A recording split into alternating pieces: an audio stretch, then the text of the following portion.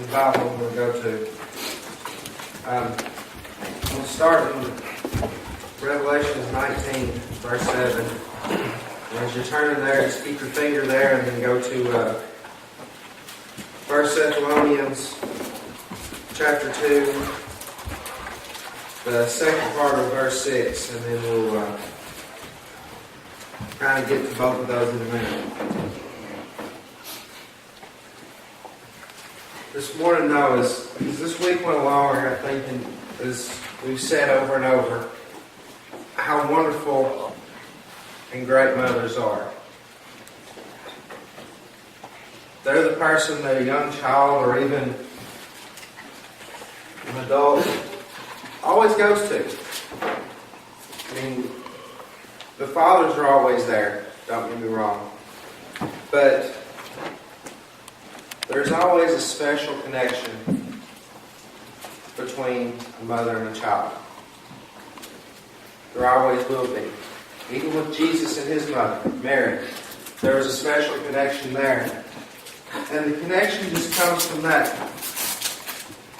When a child is hurt or when somebody's hurt, you can just get that look from a mother, that loving look, that graceful look, and you just know it's going to be okay.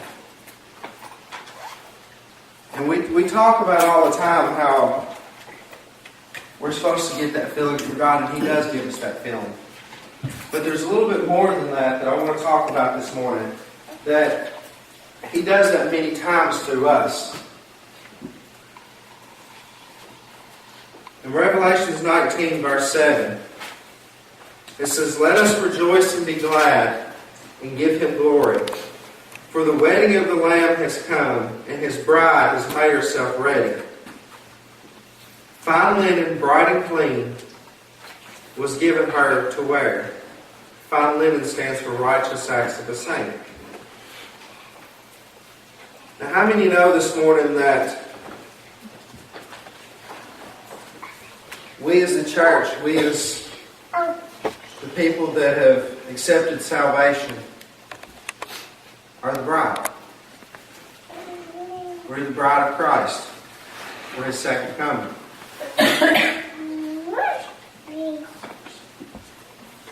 Now, in earthly terms, you look at it, and most of the time,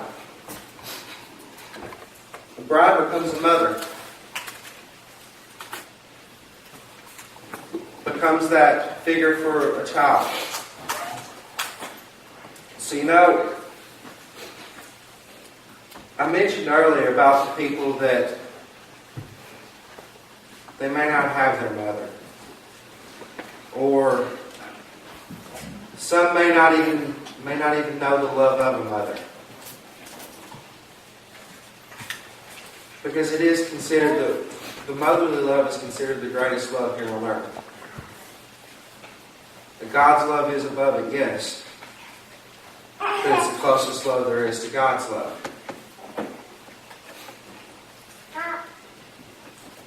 But there's so many people out there that haven't experienced that don't understand what that true love is about, what that motherly love is about. Because they've never really sensed it.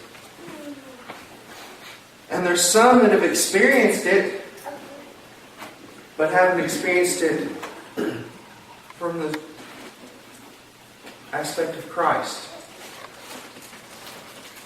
As Christians, as the church, we are the mother of the earth, in a sense. We're the mother of the earth. That we're the ones that help nurture.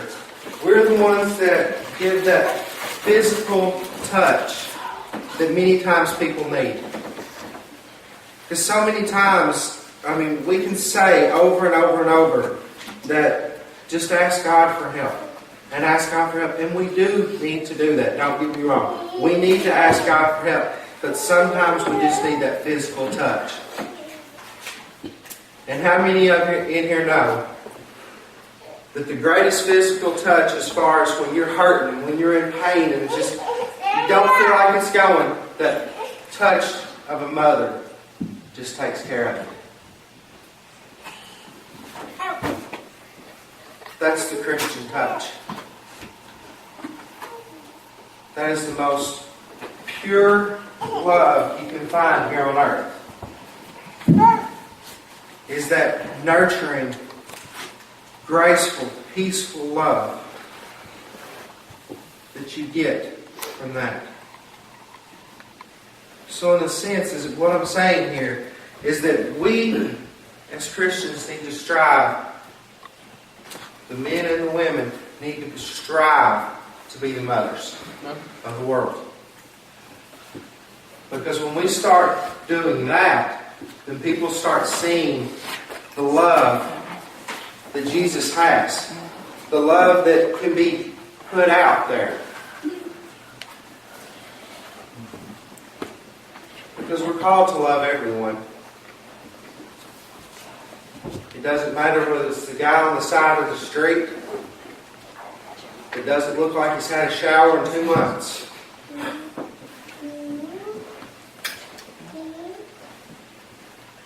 Or that person that's just lost everything that we know. We're called to love them all. In 1 Thessalonians 2, the second part of verse 6 starting, it says, as apostles of Christ, we could have been a burden to you. But we were gentle among you, like a mother caring for her little children. We love you so much that we are delighted to share with you not only the gospel of God, but our lives as well, because you have become so dear to us. That's what it's all about. A mother's willing to give her life for her child. A mother is willing to share her life and will share her life with her child so that her child will know what to do as they get older, as they grow and strengthen. They learn from that. And that's what we as Christians need to do. We need to, as we see someone that is hurting or is in pain or just doesn't know what love is anymore, we need to think for a second. We need to act like a mother to them. Because if we act like a mother to them and show that motherly love to them, then all of a sudden we're starting to show that Christ love towards them.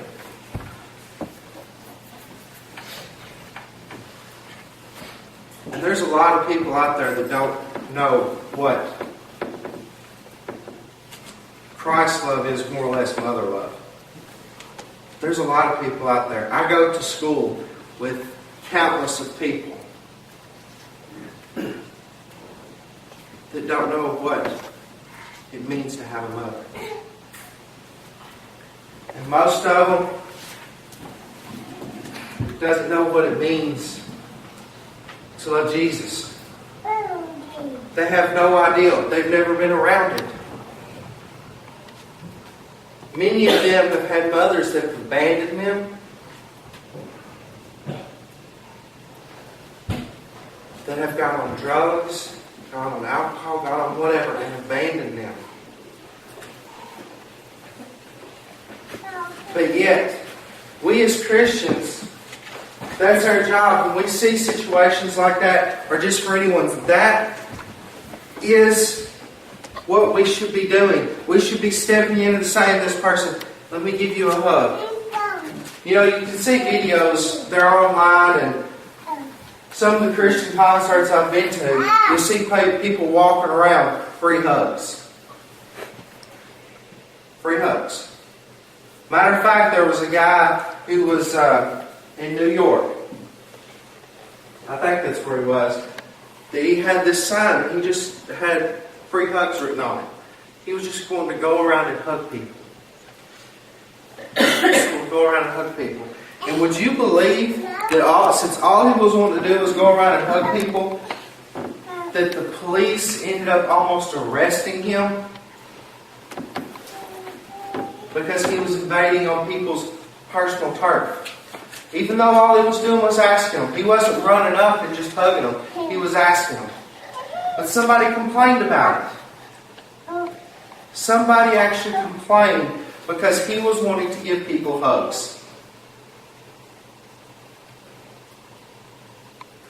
And who here knows when you're feeling down and out that just a hug, just a simple little hug can make your day and make you feel better?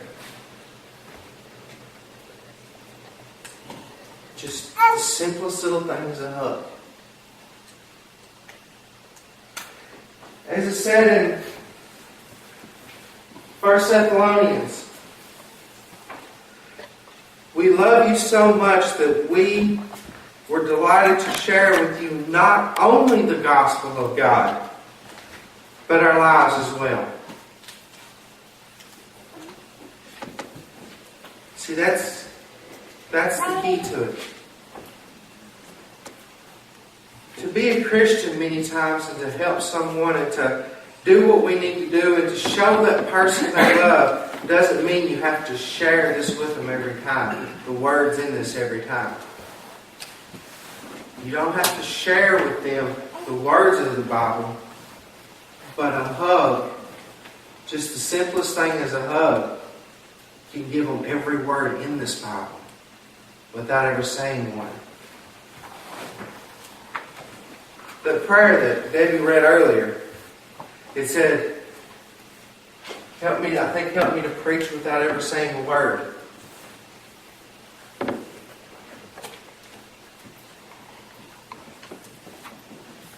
You know, there's so much in that. There's so much to be said without saying a word. You can brighten someone's day with a smile, with a hug, with a handshake, or whatever it might be. Last night, right before I was going to bed, I was watching a television show. It's about one girl who had been abused and died. The mother was a junkie. There was no hope because the child had passed away. Someone had disguised themselves as a government official, came in, got the child. Things like that happen all the time. There was another one, though, where the mother had, in the same episode, the mother had recovered. She went to rehab and recovered. But you know, the same predator had this woman's child. But at the end, the child was found. You know the reason the child was found? Because the mother wouldn't give up. Because she had that hope. Because she had that love for her child so much that she would not give up. We, as children of God, as Jesus' bride, we can't give up. In the worst of times, when it just looks like the world is just going downhill, that there's no hope, none whatsoever. When the Islamic faith is rising, when all other faiths are rising, there's still hope. The thing about it is if you look throughout history, the times when the bride of Christ, the church, has raised and risen the most and has become what it needs to be and what we're called to be, is when we're in the most turmoil.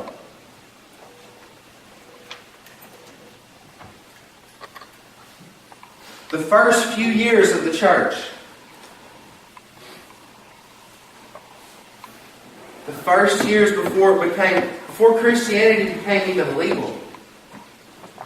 Because see, when Jesus came and died and then rose again on the cross, that didn't automatically make Christianity legal. For many years it was still considered a cult, a sect, or whatever you want to call it. But it was not legalized. It was not an official religion. But you look in Acts chapter 2. It started growing, multiplying.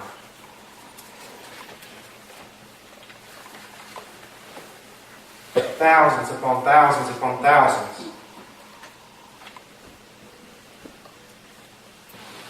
But you keep looking further into that. And as it goes deeper and deeper, you look that the reason that Christianity finally became a recognized religion is because it's not a religion. It's a faith of love. It's a faith of showing love and showing grace and showing mercy and showing that no matter what is going on, you care.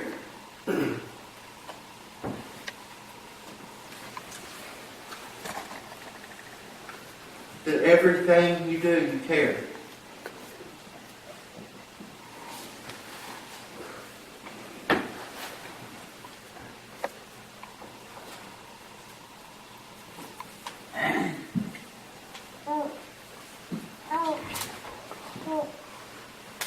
If I could just have everybody just for a second close your eyes, just for a second. Just completely clear your mind. And think. Put yourself in the position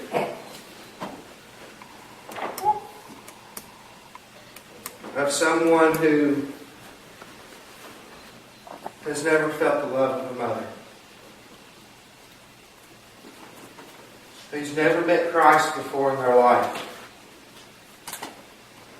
No one shared the Bible with them. No one shared the Bible with you ever before in your life. As you were a very young child, your mother abandoned you. Both your parents abandoned you.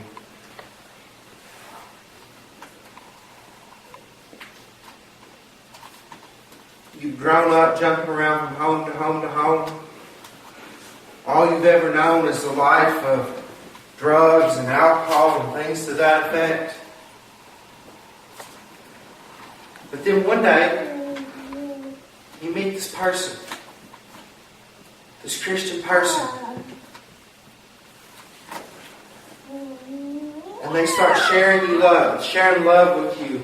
They start showing you what it really is about. They open your eyes to what it means to be a Christian. That's what it's all about.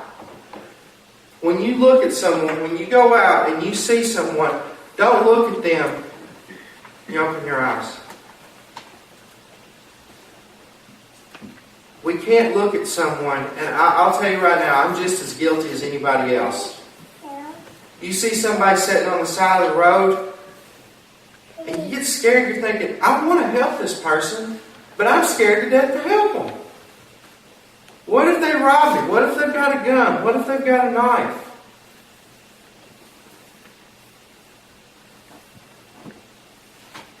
What if? What if? What if you start sharing love with them by trying to help them in some way? What if you actually start being graceful towards them and showing them a little mercy and trying to help them do something?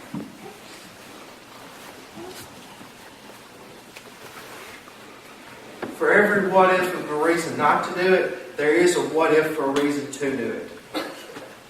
Because you could be that person that changed that person's life.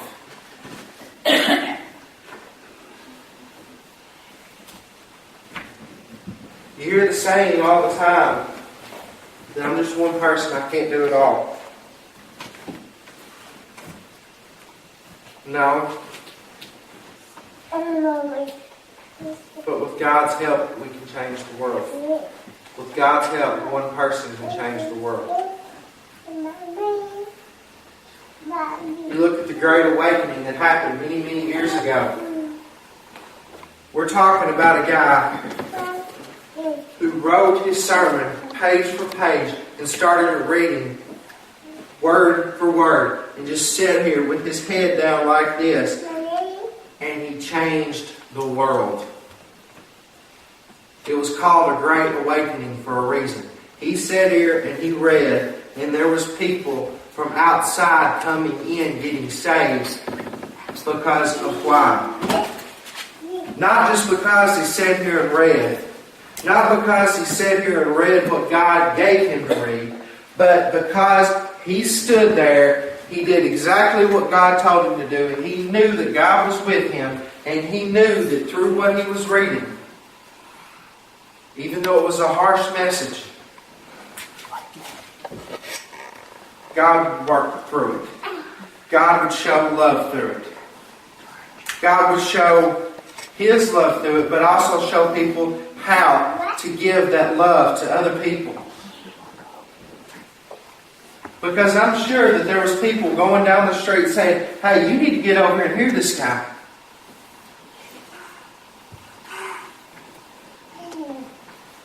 Because I just had the experience of a lifetime.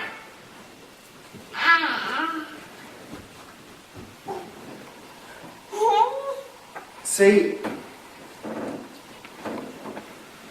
what it boils down to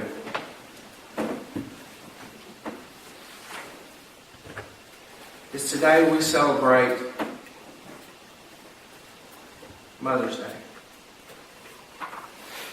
Today we recognize all the wonderful mothers there is across the world. We recognize all the great things they've done.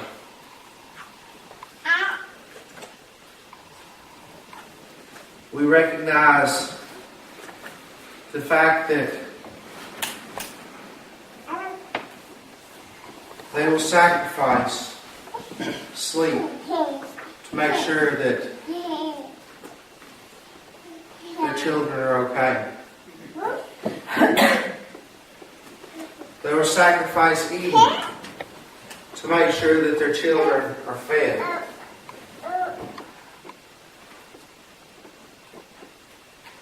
They will sacrifice their own life for their child's life.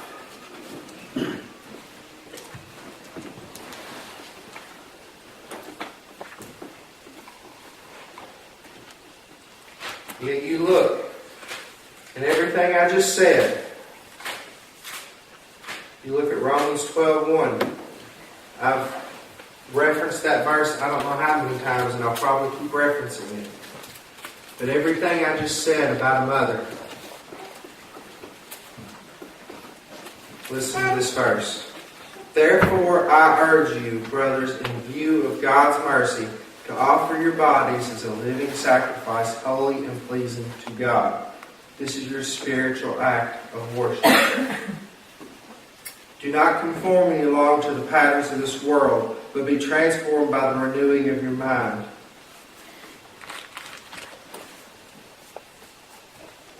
As Christians, we are called to give up things at times to help other people. We're called to give up our sleep sometimes. We're called to give up food sometimes. And in some of the harsher countries where Christianity is not recognized, and yes, it still happens today, there are Christians that give up their life for Christ. This is not old school. This is still present time. There's people like Paul still out there in other countries. Because there is countries out there that do not recognize Christianity.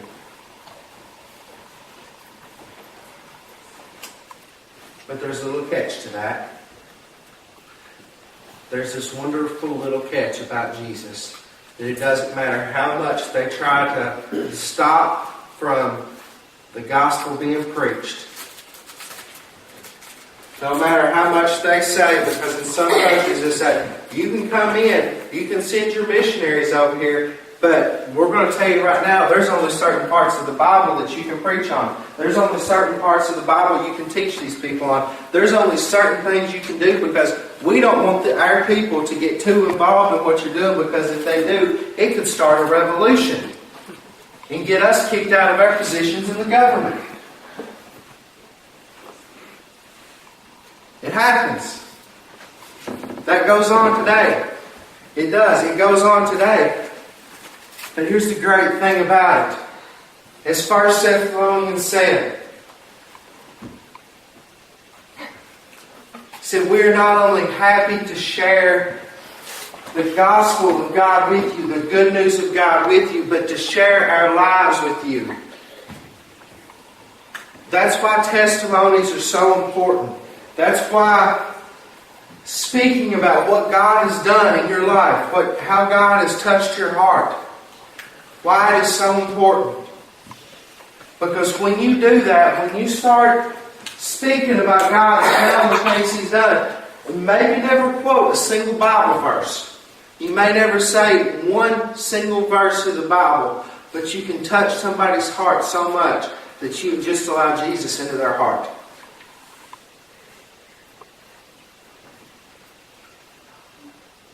All because you're sharing your life with them. Just like a mother shares her life with her children. Because you're making that sacrifice to help this person. Just like a mother makes a sacrifice to help their child.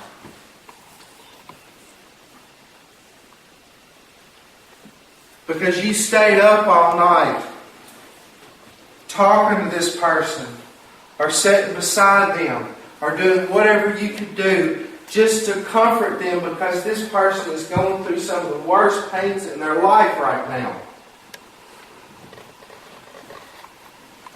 Just like a mother will stay up all night with the child because the child is crying. Doesn't know any difference. Child may not even know why it's crying, but the mother will stay up all night. Why? Because of the love. Because of that love and that mercy and that grace. And it's not even about a want to. It's more about an instinct.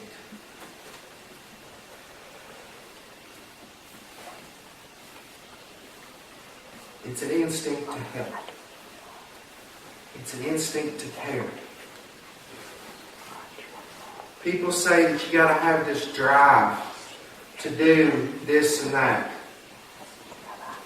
That you got to have this drive to be able to go and do the Christian walk.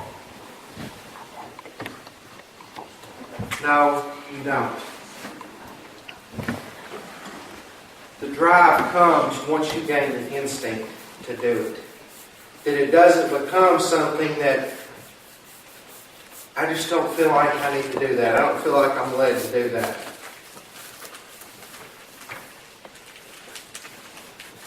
If every Christian said they weren't felt led to do that or to do this, if every one of them did, all of a sudden, forget it. It will be over. But if you look at it in the reverse, and you look at the fact that if you just had the instinct to say, this person needs my help, I'm going to stop and help them. Not even say it, it just happens. It just all of a sudden, it just happens.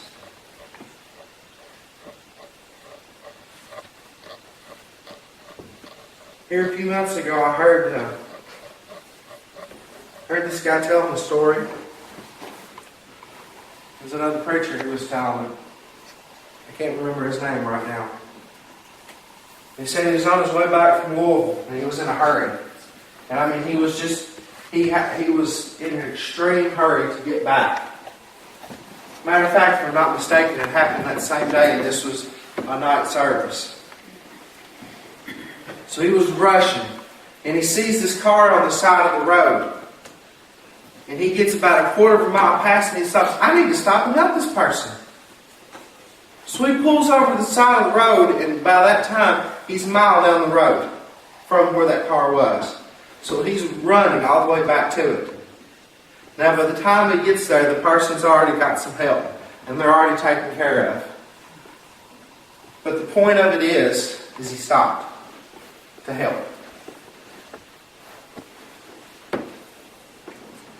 How many times do we actually stop and help people? How many times do we actually stop in our busy schedule and think, I need to show that motherly love to someone today?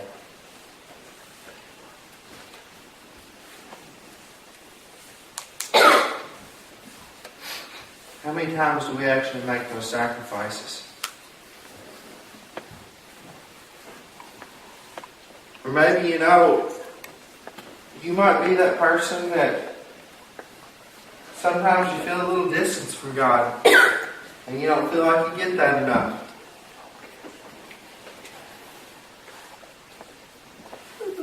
And sometimes we can get like that. Even as Christians, we can get like that. Some of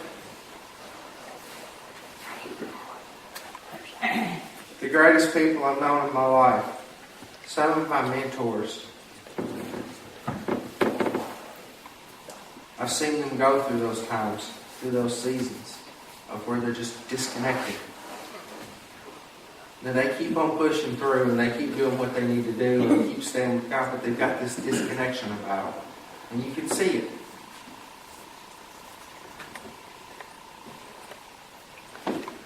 But they get it back. They get reconnected back. Because of people loving them. Because of people caring about them. Because of Christian people in their life saying, I'm not going to let you fall. I will not let you fall. In each and everything you do, I'm going to stand right by your side. Just as a mother and a father do, stand right side by side.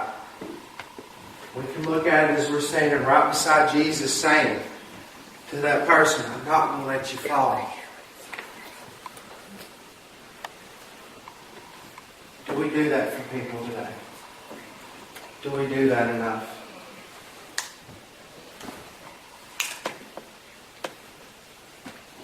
It's scary to do that. It's extremely scary.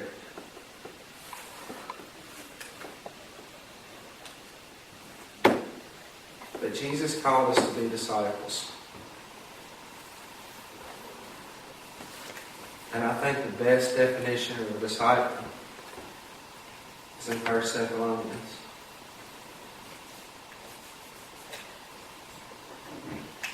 Where they're not only happy, where they're happy not just to share the gospel of God with them, but to share their lives, to do everything they can, to be, as the Army says, all you can be.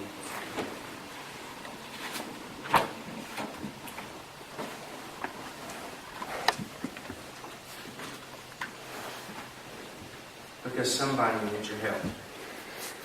Somebody needs to feel that motherly love. Somebody just needs that hug.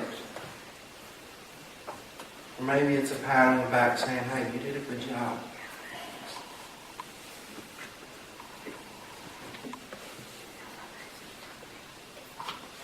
Because sometimes people just need a little encouragement, a little love.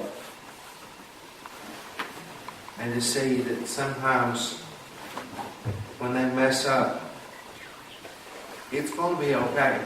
You can get back on track. Because God's in our heart.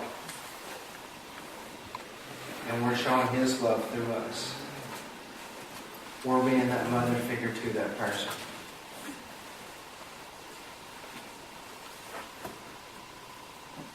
As we close this morning, I want to do it a little different.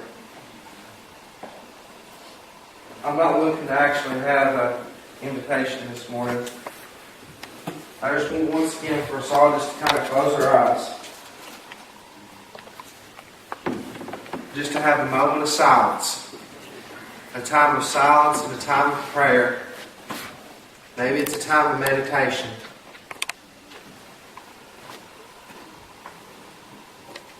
But as we just sit here and think,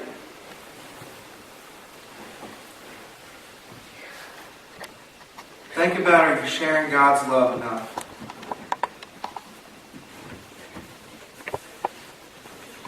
Do you need to step up and do it a little bit more? Don't think bad of yourself if you have it.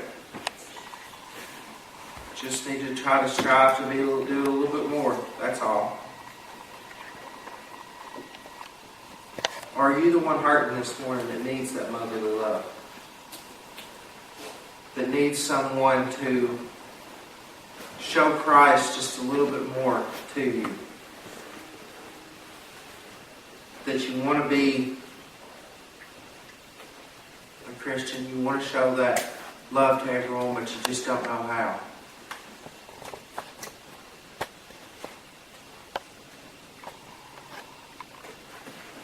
This morning, as everyone keeps their eyes closed and in a state of prayer, I'm going to do the same thing up here.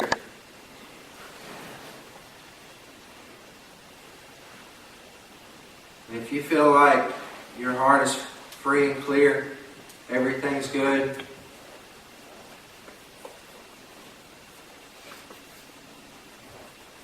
you're free to go. But if you feel like that you need to stay here and pray some more, stay here and pray some more. If you want me to pray with you, I'll be right here. Just come and peck on my shoulder. And I'll be right here. Or if you just want to sit in your seat, however. But as we just go through, that's how we're going to close the service today.